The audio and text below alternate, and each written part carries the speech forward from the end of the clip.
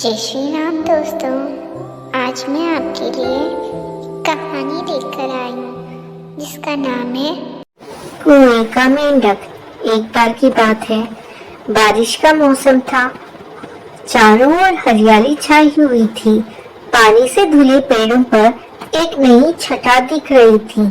मधुमक्खी एक खिले हुए फूल पर मंडरा रही थी। वो सारे उपवन में घूम घूम कर अपने छत्ते पर ले जाने के लिए परागकण एकत्र कर रही थी। कुएं के ऊपर उड़ते हुई मधुमक्खी ने देखा कि नीचे एक मेंढक गंदे पानी में बैठा हुआ है। नमस्कार मेंढक भाई, बड़ा मनोहर मौसम है, बाहर आकर मौसम का आनंद लो। मक्खी ने गुनगुनाते हुए कहा, मैं जहाँ हूँ वहीं बहुत खुश हूँ। तुम्हें पता है, कुछ दिन पहले मेरा एक साथी कुएं से बाहर निकला था और एक सांप उसे खा गया। मैं कोई खतरा मोल लेना नहीं चाहता, कुएं के अंदर से मेंढक ने कहा। मधुमक्खी ने निराश होते हुए फिर कहा, बाहर आ जाओ, कोई खतरा नहीं है। प्रकृति ने इतनी सुंदरता बिखेर रखी है, अपने आप को इस सुंदर दृश्य से क्यों वंचित कर रहे हो। कोयल की कूक सुनो, फूलों की गंध का आनंद लो, एक बार कुएं से बाहर तो आओ।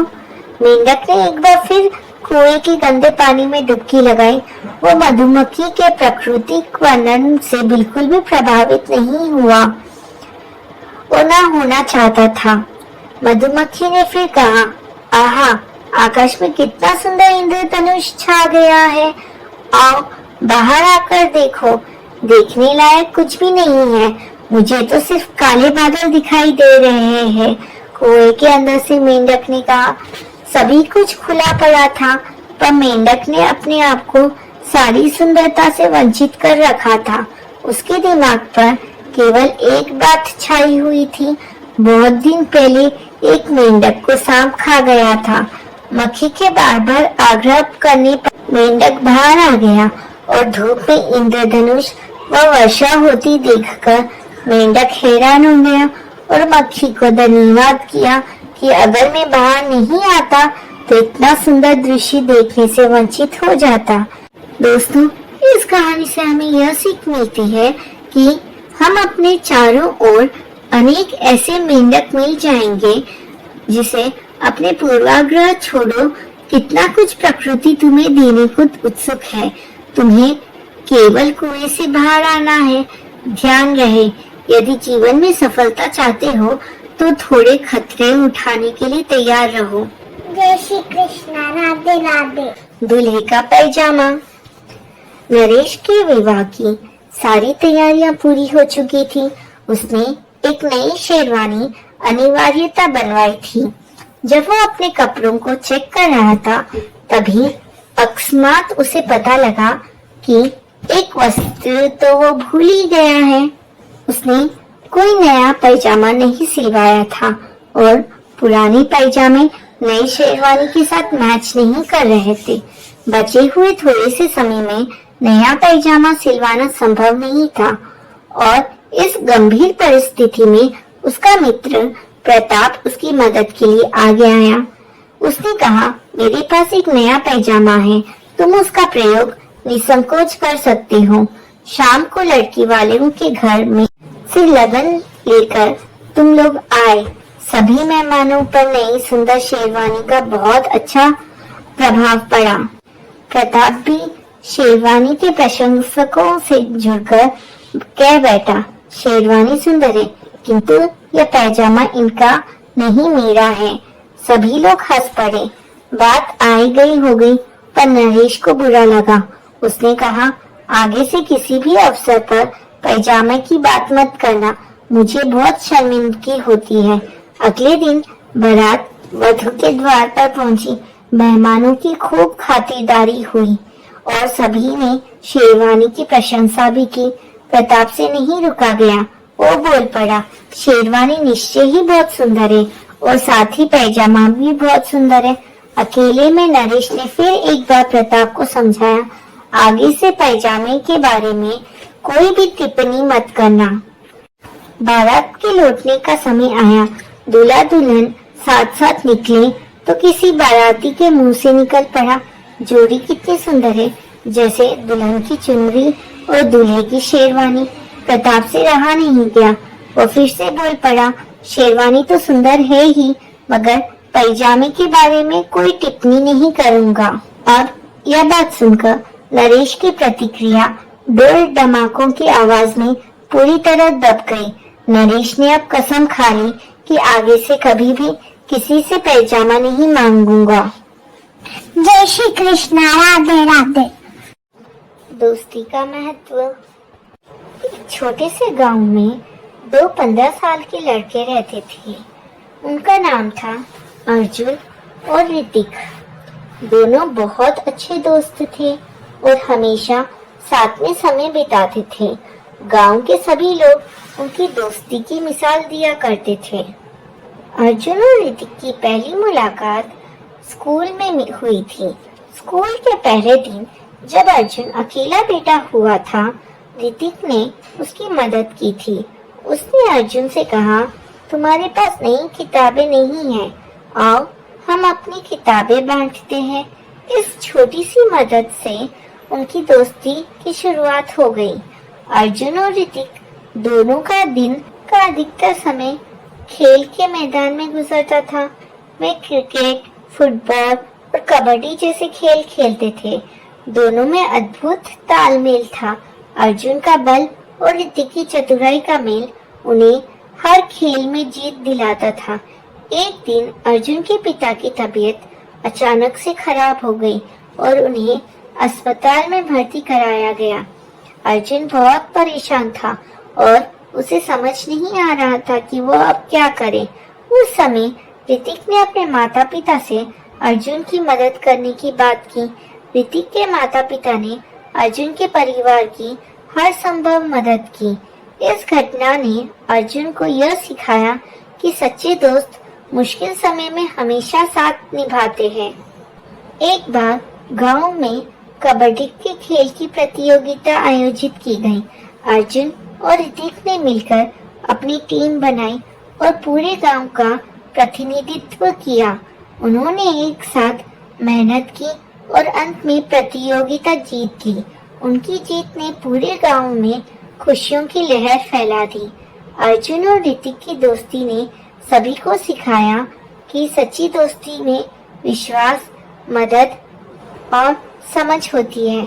उनके छोटे छोटे कामों ने यह साबित किया कि जब 2 लोग सच्चे दोस्त होते हैं तो वे हर मुश्किल को पार कर सकते हैं। दोस्तों, इस कहानी से हमें यह सीख मिलती है कि दोस्ती के असली मतलब क्या होता है। दोस्ती केवल एक साथ समय बिताने का नाम नहीं है, बल्कि यह एक दूसरे के साथ खड़े रहने, मदद करने और समझने का भी नाम है। सच्ची दोस्ती हमारे जीवन को खुशहाल और समृद्ध बनाती है। जय श्री कृष्णा, राधे राधे। आलसी राजू। एक समय की बात है, राजू नाम का लड़का अपनी माँ के साथ रहता था। राजू और उसकी माँ बहुत गरीब थे और राजू की माँ अपना गुजारा रोज कपड़े सिलाई करके करती थी। लेकिन राजू बहुत आलसी था। वो कोई भी काम नहीं करना चाहता था और अपना सारा समय वो समुद्र के किनारे सूरज के नीचे बैठकर गुजारता था। इसलिए उसे सभी आलसी कहते थे। उसकी माँ उसे काम करने के लिए कहकर थक चुकी थी। इसलिए एक दिन तंग आकर राजू की माँ ने उसे कहा, अगर तुम अपने खाने के लिए काम करना शुरू नहीं करोगे तो मैं तुम्हें खाना नहीं दूंगी और अपने घर में रहने भी नहीं दूंगी। यह बात सुनकर राजू को जोश आ गया और अगले ही दिन वो अपने लिए काम तलाशने के लिए पास के एक किसान के पास काम मांगने के लिए गया। काम करने के बाद किसान ने राजू को कुछ पैसे दिए थे, लेकिन घर आते वक्त उससे वो पैसे रास्ते में गिर गए। घर पहुंचने पर माँ ने राजू को आलसी कहकर पुकारा और कहा, तुम्हें पैसे जेब में रखने चाहिए थे। माँ की बात सुनकर राजू ने कहा, मैं अगली बार से यही करूँगा। फिर अगले दिन राजू दोबारा से काम तलाशने के लिए निकला और एक गांव वाले के पास काम करने लगा। राजू के मालिक ने उसके दिन के काम के लिए उसे 1 मग दूध का दिया। राजू ने सारा दूध अपनी जेब में डाल दिया, जो घर पहुंचने से पहले ही निकल गया। घर पहुंचने पर माँ ने राजू को समझाया, तुम्हें दूध अपने सिर पर उठाकर लाना चाहिए था। राजू बोला, मैं अगली बार यही करूँगा। अगले दिन राजू ने एक किसान के पास काम किया, जिसने राजू के काम के बदले उसे क्रीम देने का वादा किया। लेकिन जिस समय वो घर पहुंचा, सारी क्रीम खराब हो गई और पिघलकर उसके सिर से बहने लगी। यह देखकर राजू की माँ ने उससे कहा, तुम्हें अक्ल नहीं है, तुम्हें इसे अपने हाथ में पकड़कर लेकर आना चाहिए था। राजू ने बोला, मैं अगली बार यही करूँगा।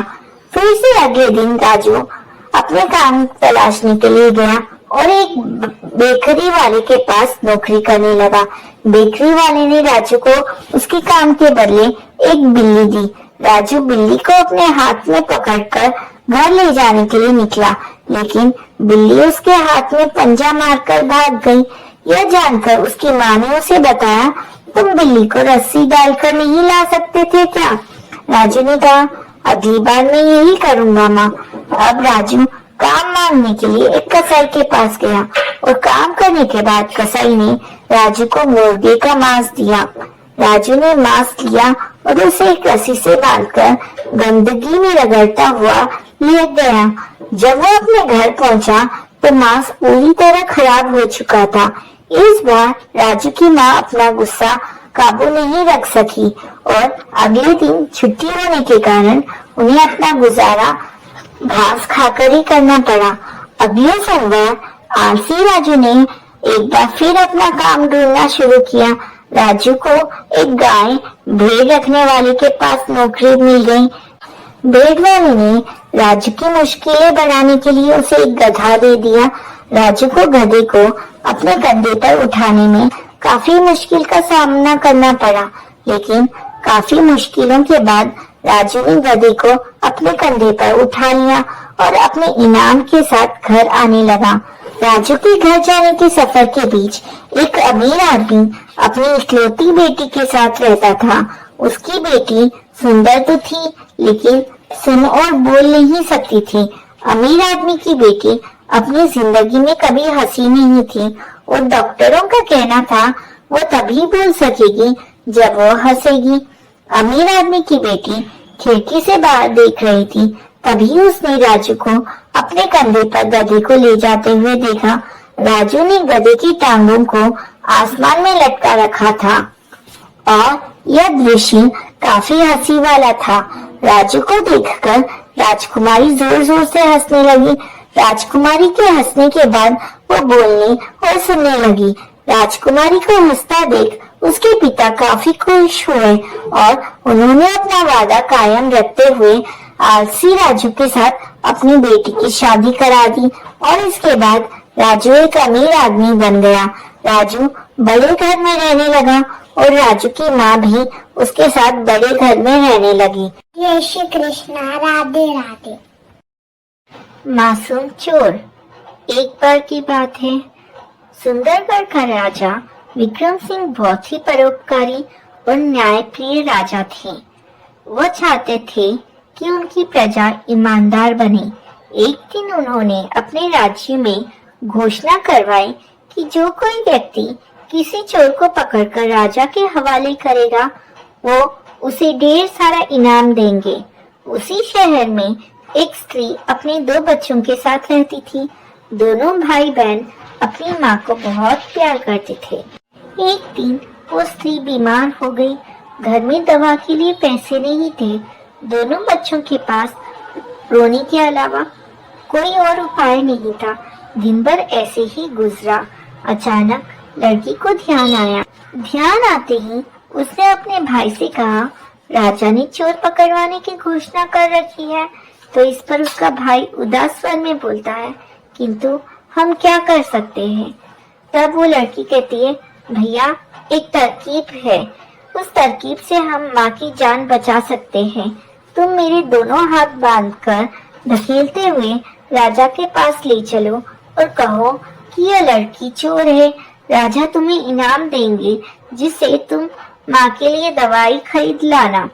भाई को भी यह सुझाव पसंद आया, पर वो स्वयं चोर बनना चाहता था। बहन ने उसे समझाया कि माँ की सेवा ज्यादा जरूरी है और तुम मुझसे ज्यादा अच्छी तरीके से ये कर सकोगे। किसी तरह वो तैयार हो गया। वो अपनी प्यारी बहन के हाथ बांधकर राजा के पास ले गया और बोला, महाराजा, ये लड़की हमारे यहाँ चोरी करने आई थी, मैं इसे पकड़ लाया हूँ। राजा बोला, तुमने बहुत अच्छा काम किया। फिर उसने लड़की को जेल में बंद करने और लड़की को इनाम देने का हुक्म दिया। जब लड़की को इनाम दिया जा रहा था तो उसकी आंखों से आंसू टपक पड़े। यह देखकर राजा को संदेह हुआ। उसने एक सिपाही को चुपचाप लड़के के पीछे पीछे जाने के लिए कहा। लड़का माँ के लिए दवाई लाकर घर लौट गया। देखते ही माँ ने पूछा, तेरी बहन कहाँ है? लड़का अपने आप को रोक ना सका और फूट फूट कर रोने लगा। राजा का भेजा सिपाही छिपकर ये सब देख रहा था। उसने तुरंत लौटकर राजा को सारी बात बता दी। राजा की आंखें करुणा से भर आई। जेल से लड़की को बुलाया गया और उसे कुछ और रुपये देकर कहा, बेटी, मुझे सब पता चल गया है, तुम जल्दी घर जाओ और अपनी माँ की सेवा में हाथ बटाओ। दोस्तों, इस कहानी से हमें यह सीख मिलती है कि सच्ची न्याय, प्रियता और करुणा केवल बाहरी प्रमाणों पर निर्भर नहीं करती, बल्कि वास्तविकता और सच्चाई को समझने पर आधारित होती है। जब हम दूसरों की मदद और सच्चाई को समझते हैं, तो वास्तविक न्याय और करुणा की सच्ची तस्वीर सामने आती है। जय श्री कृष्णा। राधे राधे। जय श्री कृष्णा। दोस्तों, मगरमच्छ और सोने के सिक्के। एक नदी में एक मगरमच्छ रहता था। वो बहुत चालाक था।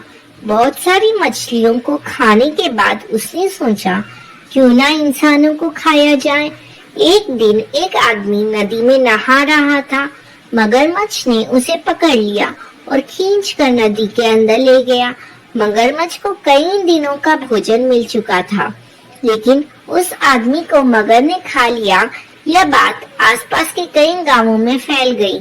अब कोई भी नदी के पास नहीं जाता था। मगरमच्छ का मन बहुत परेशान रहने लगा। उसे शिकार करने का मौका नहीं मिल रहा था। एक दिन वह पानी के अंदर तैरकर मछलियों को खाने की कोशिश कर रहा था। तभी उसे पानी में एक पोटली नजर आई। मगर ने देखा, उसमें सोने के सिक्के भरे हुए थे। अब मगरमच्छ को एक उपाय सूझा। उसने उस पोटली को अपनी पीठ के ऊपर रख लिया और पानी की सतह पर घूमने लगा। दोपहर के समय गांव के कुछ किसान अपने खेत में काम कर रहे थे। सूरज की किरणें सोने के सिक्के पर पड़ी तो वो चमकने लगे। उसकी चमक देखकर एक किसान नदी के पास आया तो उसे सोने के सिक्कों से भरी पोटली नजर आई। दूर से उसे पोटली के नीचे मगरमच्छ, जो कि पानी के अंदर था, वह नहीं दिखा। वो किसान सोने के लालच में जैसे ही पानी में गया, मगरमच्छ ने उसका पैर पकड़कर खींच लिया। अब मगरमच्छ का यह हर दिन का काम हो गया। वो दोपहर के समय नदी के किसी न किसी किनारे पर अपनी पीठ पर सोने के सिक्कों की पोटली रखकर पहुंच जाता था। सीधे साधे गांव वाले सोने के लालच में मगरमच्छ का शिकार बन जाते थे। कई गांव में यह बात फैल जाती है कि मगरमच्छ लोगों का शिकार कर रहा है, लेकिन किसी को भी यह नहीं पता लगता है कि मना करने के बाद भी लोग नदी के पास क्यों चले जाते हैं। एक दिन सभी गांव वालों ने मिलकर पंचायत की। उसमें फैसला लिया गया कि नदी के किनारे पर पहरा देने के लिए गांव के कुछ नौजवान दूर खड़े रहेंगे और नजर रखेंगे कि कोई भी नदी किनारे ना जाए। गांव के नौजवानों को नदी के किनारे पे खड़ा कर दिया गया। मगरमच्छ ने जब यह सब देखा तो वो कुछ दिन के लिए वहां से दूर चला गया। पोटली को उसने एक पत्थर के नीचे छुपा दिया। जब से नदी के किनारे लोगों को खड़ा किया गया, एक भी आदमी के मरने की खबर नहीं आई। कुछ दिन बाद लोग बेफिक्र हो गए। उन्हें लगा मगरमच्छ नदी के साथ कहीं और चला गया। कुछ दिन सब ठीक चलता रहा, लेकिन 2 महीने बाद ही फिर से गांव के लोग गायब होने लगे। इससे सब बहुत परेशान हो जाते हैं। अब गांव वाले इकट्ठा होकर कलेक्टर साहब के पास जाकर फरियाद करते हैं। कलेक्टर साहब शहर से 2 शिकारियों को बुलाकर नदी किनारे छिपा देते हैं। दोनों शिकारी छिपकर देखने लगते हैं कि मगरमच्छ कब आता है, लेकिन कुछ दिन मगरमच्छ नहीं आता।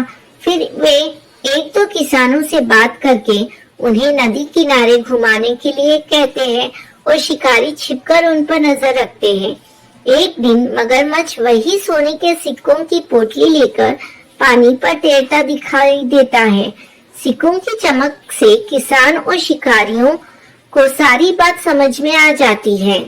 दोनों शिकारी छिपकर पोटली के आसपास निशाना लगाकर गोलियां चला देते हैं, जिससे मगरमच्छ मर जाता है। सभी गांव वालों की जान में जान आती है। कलेक्टर साहब वो सोने के सिक्कों की पोटली उन दोनों शिकारियों को इनाम के रूप में दे देते हैं। चींटी की टोपी। एक गांव में एक पेड़ के नीचे बहुत सी चींटी एक सुरंग बनाकर रहती थी। उनकी रानी चींटी बहुत शान से रहती थी। बाकी सभी चींटियां भी उनको बहुत ध्यान रखती थी। वे उनके लिए खाना लाती थी। एक दिन रानी चींटी अपनी सुरंग के बाहर घूम रही थी। तभी उसने देखा एक छोटा सा बच्चा सिर पर टोपी लिए घूम रहा है। रानी चींटी कहती है, तुम सभी चींटियां सुन लो, मुझे एक सुंदर सी टोपी चाहिए। गांव के दर्जी से पूछकर आओ, क्या वो मेरे लिए टोपी बना देगा? यह बात सुनकर कुछ चींटियां दर्जी से पूछने जाती है। तब दर्जी कहता है कि वो टोपी बना लेगा, लेकिन अपनी रानी चींटी के सिर का नाप लेकर आना है तुम्हें। चींटियां वापस आकर रानी चींटी को सारी बात बताती है। तब रानी चींटी कहती है, उससे कहो वो कल मेरा नाप लेने आए। इस पर दर्जी मना कर देता है, क्योंकि उसके पास इतना छोटा फीता नहीं था। रानी चींटी ये बात सुनकर उदास हो जाती है। उसे देखकर बाकी सारी चींटियां भी परेशान हो जाती है। फिर वे एक ऐसे दर्जी की तलाश में जाती है जो रानी चींटी के लिए हैट बना सके, लेकिन उन्हें कोई नहीं मिलता। इधर रानी चींटी को कुछ नहीं अच्छा लग रहा था। वो खाना भी कम खा रही थी। वो दिन भर अपनी सुरंग में आईने के सामने बैठी रहती और कहती, काश कोई मेरे लिए सुंदर सी टोपी बना दे। वहीं पास में दूसरे बिल में एक चूहा रहता था। वो रानी चींटी की बात सुन लेता है। चूहा उसके पास जाता है और कहता है, बहन चिंता मत करो, मेरी पत्नी तुम्हारे लिए टोपी बना देगी। यह सुनकर रानी चींटी बहुत खुश हो जाती है। इधर चूहा अपनी चूहिया से इस बारे में बात करता है। चूहिया अपनी पूंछ से रानी चींटी के सिर का नाप ले लेती है और फिर एक सुंदर सी टोपी बनाकर दे देती है। रानी चींटी उस टोपी को देखकर बहुत खुश होती है। उसे देखकर सभी चींटियां भी खुश हो जाती है। रानी चींटी कहती है, आप दोनों ने मेरी इच्छा पूरी की है। अगर मैं आपके कोई काम आ सकूं तो मेरी सारी चींटियां आपकी सेवा में हाजिर है। तब चूहा कहता है, नहीं बहन, हमने ये सब अपनी मर्जी से किया है। इस पर रानी चींटी कहती है, वैसे आपको कभी भी हमारी जरूरत हो तो हमें आपके लिए अपनी जान भी दे देंगे। कुछ दिन बाद गांव में बहुत तेज बारिश होती है। चूहा, चूहिया और सारी चींटियां पेड़ के ऊपर चढ़ जाती है। तभी एक हाथी बारिश में नहाता हुआ वहां से गुजर रहा था। चूहा उसे देखकर हंसने लगा। उस हाथी को लगा कि यह चूहा उसका मजाक उड़ा रहा है, इसलिए उसने पेड़ पर जोरदार टक्कर मारी, जिससे चूहा और चूहिया नीचे गिर गए। दूर से चींटियां ये सब देख रही थी। हाथी जैसे ही अपने पैर के नीचे उन्हें कुचलने के लिए आगे बढ़ा, तब कुछ चींटियां हाथी के सूंड में घुस गईं। और उसे इधर उधर काटने लगी। इस वजह से हाथी सब भूलकर सूंड को इधर उधर हिलाने लगा। इसी बीच मौका पाकर चूहा और चूहिया वहां से भाग जाते हैं और छिपकर उसी पेड़ पर बैठ जाते हैं। हाथी की सूंड में से चींटियां अब निकलकर जल्दी से पेड़ पर चढ़ जाती है। हाथी जब देखता है कि चूहा चूहिया भाग गए तो वह उन्हें इधर उधर ढूंढने लगता है। कुछ देर बाद वो वापस जंगल में चला जाता है। चूहा कहता है, आपका बहुत धन्यवाद। अगर आप हमारी मदद नहीं करते तो हम दोनों आज मर चुके होते।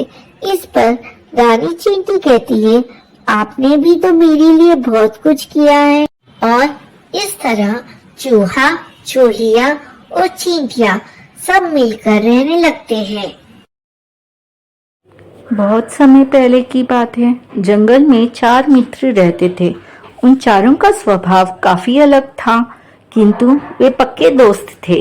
किसी एक की मुश्किल में सभी मिलकर मदद करते थे। वे 4 मित्र थे, चूहा, कौवा, हिरन व कछुआ। एक दिन चूहा, कौवा व हिरन पेड़ के नीचे गप्पे मार रहे थे। अचानक उन्हें किसी के चीखने की आवाज सुनाई दी। यह तो उनके मित्र कछुए की आवाज थी। वो शिकारी के जाल में फंस गया था। हिरन ने कहा, अरे अब हम क्या करेंगे? चूहे ने कहा, चिंता मत करो, मेरे पास एक योजना है। सारे दोस्तों ने मिलकर सब तय कर लिया। हिरन शिकारी के रास्ते की ओर भागा और उसके देखते ही देखते यूं गिर गया मानो वो मर चुका हो। इसी दौरान कौवा वहां पहुंचा और हिरन का मांस नोचने का दिखावा करने लगा। शिकारी जाल उठाकर कछुए को उसमें लेकर घर की तरफ जाने ही वाला था कि उसकी नजर जमीन पर पड़े उस हिरन और कौवे पर पड़ी। वह मृत हिरन को देख झूम उठा और कहने लगा, वाह, यहाँ तो हिरन मरा पड़ा है। इसका स्वादिष्ट मांस तो कई दिनों के लिए काफी होगा। उसने वो कछुआ वाला जाल नीचे रखकर हिरन के पास गया। तभी झाड़ियों के पीछे चूहे ने आकर जाल कुतर दिया। वो कछुए को आजाद कर दिया। फिर वो कछुआ धीरे धीरे चलकर झाड़ियों के पीछे छिप गया। कौवे ने कछुए को आजाद देखा तो जोर से काव काव करके उड़ गया। हिरन भी उठकर तेजी से दौड़ा। शिकारी उसे भागता देख सन्न रह गया। वह मन मसोसते हुए कछुए के पास लौटा तो वहां कुतरे जाल के सिवा कुछ नहीं था। कछुआ भी गायब था। उसने सोचा, काश मैंने इतना लालच न किया होता। चारों दोस्त अपनी योजना की सफलता में बेहद खुश थे। उनकी योजना ने सभी मित्रों की जान बचा ली थी। उन्होंने कसम खाई कि वे भविष्य में भी वैसे ही एक होकर रहेंगे। बच्चों, इस कहानी से हमें यह शिक्षा मिलती है कि एकता में बहुत ताकत होती है। अगर हम सब एक होकर काम करें तो वो काम जरूर सफल होता है।